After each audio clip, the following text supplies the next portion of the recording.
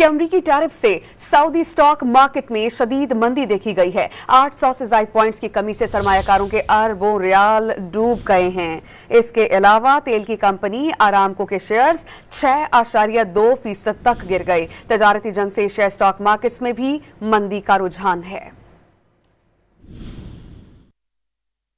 कि अमरीकी टैरिफ से सऊदी स्टॉक मार्केट में शदीद मंदी देखी गई है। 800 से ज्यादा पॉइंट्स की कमी से सरमायाकारों के अरबों रियाल डूब गए हैं।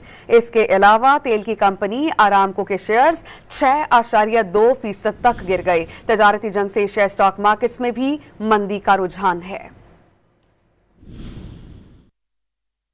कि अमरीकी टैरिफ से सऊदी स्टॉक मार्केट में शदीद मंदी देखी गई है। 800 से ज्यादा पॉइंट्स की कमी से सरमायाकारों के अरबों रियाल डूब गए हैं। इसके अलावा तेल की कंपनी आरामको के शेयर्स 6.2% तक गिर गए। तजारती जंग से एशिया स्टॉक मार्केट्स में भी मंदी का रुझान है।